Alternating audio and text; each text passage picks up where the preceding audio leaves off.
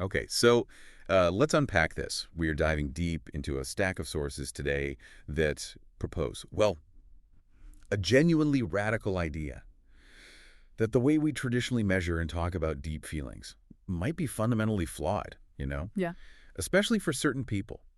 Have you ever felt something just enormous, so complete, that trying to put a single word on it felt, well, almost like lying? Yeah, it's that experience of a pattern, isn't it? Like a complete atmosphere, a meaning that feels whole before you can even begin the effort of analysis. And we're looking at sources today that really challenge the clinical lexicon, specifically around two concepts, Gestalt language processing, or GLP, Right. and alexithymia. Right. And just quickly, for anyone less familiar, GLP, that's often talked about in language learning, right? Learning in whole chunks, like lines from movies or songs, before breaking them down. Exactly, little scripts almost. And alexithymia is typically defined clinically Yeah. as, the difficulty identifying or labeling, maybe even describing your own emotions. But the sources we're digging into today, they really reject those purely technical definitions, or at least the deficit-based ones. The central idea here, the thesis, is that alexithymia is often misread. It's seen as an absence, like a lack of feeling. But the source argues it's actually a saturation, a fullness, maybe even a kind of radical fidelity to wholeness. And the connection they make is the real kicker. Yeah. The source claims alexithymia is the emotional corollary of GLP. Yes, that they both kind of emerge from the same internal architecture where the mind prioritizes the whole thing over the individual parts. Wow, okay, so that immediately brings up the big question for you, listening. What does it mean to experience emotion, not as a single sequential note, Yeah. but as this deep, simultaneous chord? What happens when you're so deeply informed by the world that language feels more like a barrier than a bridge? That's the core of it. So let's start with that language of wholes. We touched on the classic definition of GLP, learning language chunks. But our source says defining it only as a learning style is too narrow, too restrictive almost. It really is. What's fascinating here is how they take GLP beyond just a mechanical process. They frame it as a fundamental way of being in the world. And this way of being meaning just, arrives whole. If you live in Gestalt, you experience emotions simultaneously, not one thing after another. The feeling is just there, complete. Which makes that emotion as chord metaphor so potent. If most people feel things sequentially, like, okay, there's the feeling, now I find a label, now I explain it. Right, a linear process. The source experiences it like a whole sound. Yeah. A single sustained drone, maybe? Yeah. Or this massive vibration with no clear start or finish. And that's exactly where the misunderstanding can creep in, because if you approach someone who feels a chord, this whole resonant thing, and you demand they identify just one note, are you feeling sad, angry, happy? Yeah. You're essentially asking them to destroy the music in order to analyze it. That's a powerful way to put it. For them, emotion isn't some countable noun you can just point to. It's like a living, unbroken landscape. Yeah, indivisible. And I really appreciate that the source doesn't just stay abstract. They give these fantastic, really specific examples of what these emotional languages feel like. Gestalts that you just can't reduce to simple words. They talk about resonance, yeah. Yeah. The feeling isn't just sadness, it's like the scent of rain on hot pavement. That combination of pressure, memory, temperature, maybe melancholy. I know exactly that feeling. Right. Or it's the specific flicker of a fluorescent bulb in an empty hallway. Yeah. That feeling carries like weariness, time stretching out, a certain kind of detachment. These are complete emotional languages in themselves. They're way deeper than just saying, I'm bored or I'm tired. Absolutely. You can't slap a single label on those without losing almost everything. It implies the emotional data stream is just richer than our everyday vocabulary. So the takeaway here feels crucial.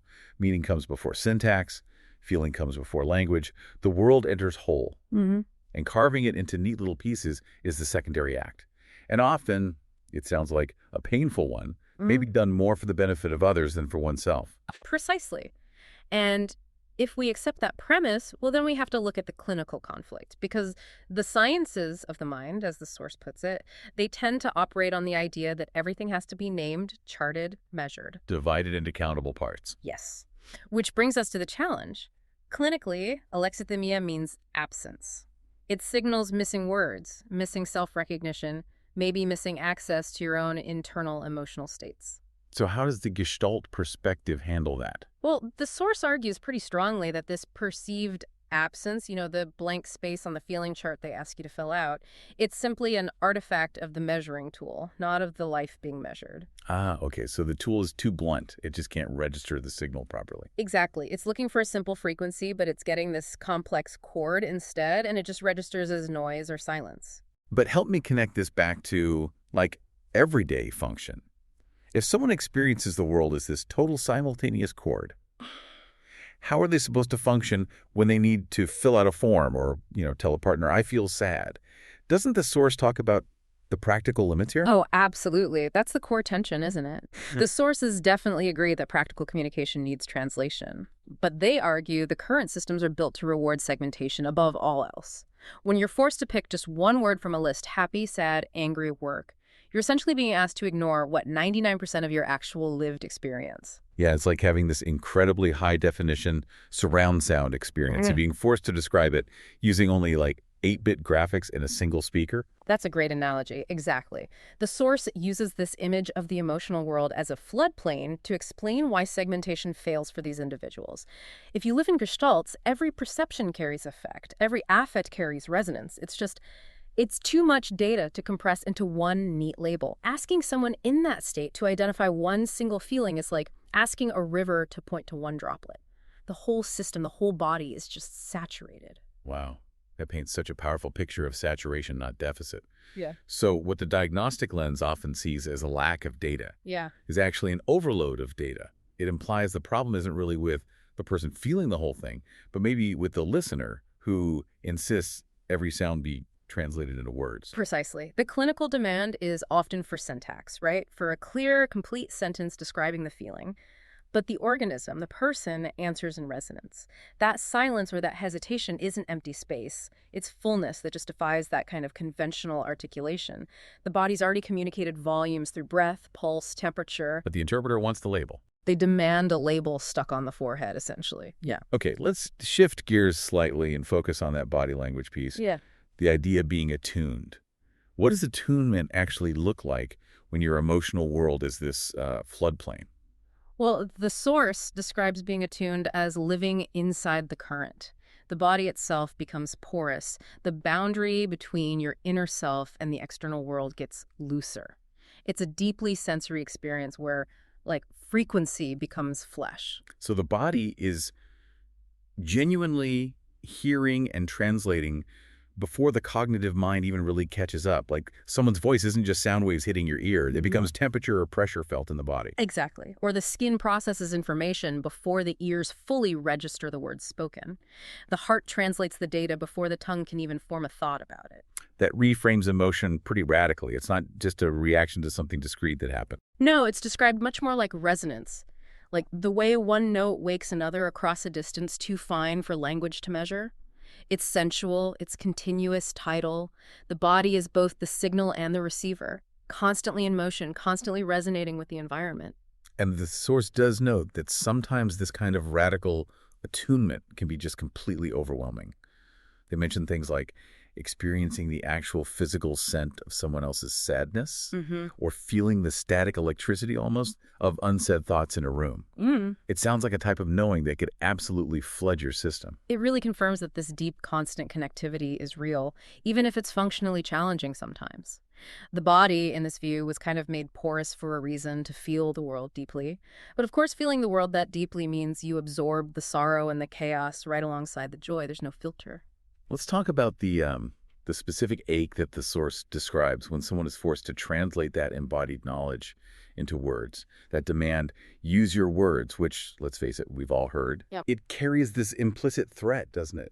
Yeah. Speak it their way, or be considered unreadable, or worse. It creates a tremendous burden. The source details these experiences, maybe in therapy or during standardized testing, where prompts like point to the simplified cartoon face that matches your feeling felt like a small incision, like a form of dismemberment. Because the sadness they felt wasn't just a concept, sadness. It was a specific texture maybe, or a density in the air, or like the taste of copper in their mouth. Exactly, some whole multisensory thing. And reducing that entire complex gestalt down to one little word felt like actively lying, Yeah. like betraying the totality of the experience. That's it, precisely. What the outside world calls communication, the inner world registers as a profound betrayal of the actual truth of the feeling. And the painful consequence of this constant forced segmentation is that the person learns to produce emotional language, saying the words, "I feel anxious," as an act of self-preservation, not as genuine expression. It becomes a performance tailored for the comfort and comprehension of others, not for the self. And that leaves what the source vividly describes as scars where words were forced to grow. So the performance might work on the outside, but the cost is the integrity of the internal experience. Yeah, a deep internal cost. However, it's important to note they aren't just advocating for silence or withdrawal. The source does offer a path towards non-wounding translation, what they call graceful alternatives. Okay, so if simple syntax fails, what else is there? Well, they suggest relying on other grammars. If we don't have to demand that single isolated note, maybe we can translate through metaphor, through rhythm or movement. You can maybe hum the shape of a feeling or trace it in the air, or use a really rich analogy. So finding ways to describe without dismembering, as they put it. Exactly. The goal is to let the meaning bloom whole, keeping its complex structure. Kind of like how a powerful song resonates far beyond the simple meaning of its individual lyrics. It's about showing the feeling, rather than just trying to define it. That brings us neatly back around, full circle, to reclaiming these concepts we started with. If we synthesize all this material, Alexithymia isn't a broken translator or a failure to feel. It emerges as a refusal to fragment, a deep fidelity to wholeness. Yes. The source argues that those long, sometimes uncomfortable pauses between feeling something and articulating it, pauses they might have once seen as a personal failure, are actually the feeling itself manifesting. That space before language arrives isn't empty, it's deeply alive. It's full of resonance, just waiting for an adequate vessel, an adequate form of expression. Which really confirms that architectural link you mentioned earlier, Alexithymia as the emotional corollary of GLP. They both seem to emerge from this deep imperative to maintain the indivisible whole. They don't analyze emotion from the outside, they enter it. They live inside it. And when they're asked to break it apart, they hesitate or stall, not really from cognitive confusion, but almost from a kind of reverence for the integrity of the experience itself. They wait because the translation offered by the conventional lexicon feels, well, insufficient, like a lie. And that makes perfect sense then. Why certain writers, artists, thinkers, people who maybe share this lived experience, lean so heavily towards rich imagery, detailed metaphor, showing emotion rather than just naming it. Right. They're not trying to be evasive or unclear. They're actively protecting coherence. They're trying to communicate the truth of the feeling in a way that honors its wholeness. It feels like a profound act of reclamation, really. It is. That pause isn't empty, it's alive. The source concludes, quite powerfully, that alexithymia was never a wound. It was the seam that kept me intact.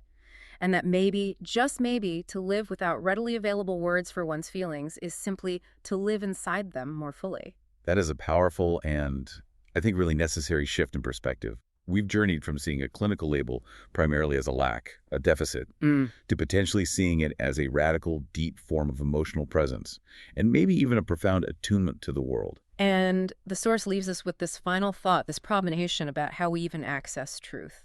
They suggest that a lot of the existing literature fails because it's busy measuring performance, the outward expression, the words used, rather than presence, the actual internal reality, the felt sense. And they encourage us to consider how often truth doesn't really present itself as a neat statement or a label. Sometimes it just hums instead, low and steady, waiting for someone attuned enough to hear it. And perhaps that countertanon, that lived archive found in art, in metaphor, in bodily expression, perhaps that's where the real listening needs to happen.